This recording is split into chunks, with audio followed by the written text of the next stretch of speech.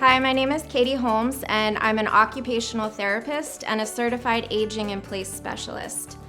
I provide modifications in people's homes to make them safe and efficient in their everyday living activities. One of my main focuses is fall prevention, and that's what I'm going to talk a little bit about right now. So fall risks are a combination of extrinsic and intrinsic factors. Intrinsic factors are usually things that we can't control about someone's risk, and they are the amount of medications they may be taking, their diagnoses, or any weakness or balance issues that they might have. The extrinsic factors are what I like to focus on as an occupational therapist, and those are things that we can control. As volunteers, we are frequently the eyes and ears in someone's home to provide support and recommendations for things that might put them at risk for falling. One of the main factors for fall prevention is lighting.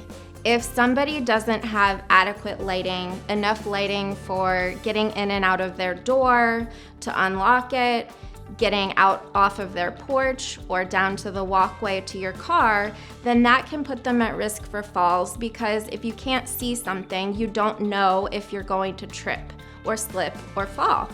So this is something that you can definitely follow up on or ask them about it and see if there's any modifications that they're interested in doing regarding lighting. So another thing that you want to be aware of is making sure that they're wearing the proper footwear for going out and about in the community.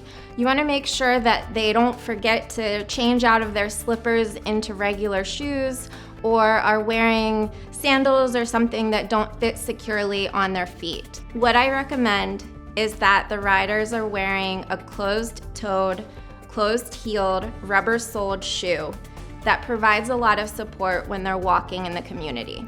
Another thing that you want to be aware of, and something that you could potentially follow up on, is if they're having trouble getting into and out of their front door because there's a step or a ledge, or going up and down any stairs that are at their front or on the walkway down to the driveway. Sometimes we recommend adding additional railings for support, and that helps prevent falls from happening.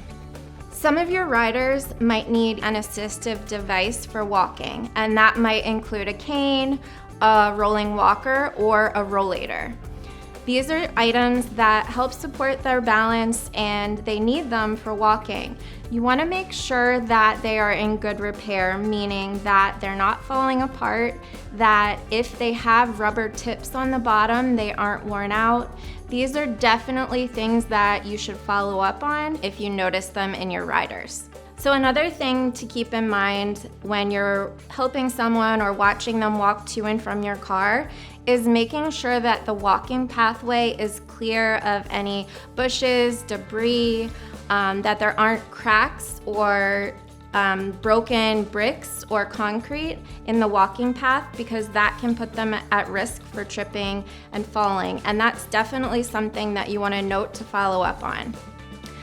The most effective way to help someone get in and out of a car is usually in the passenger side door.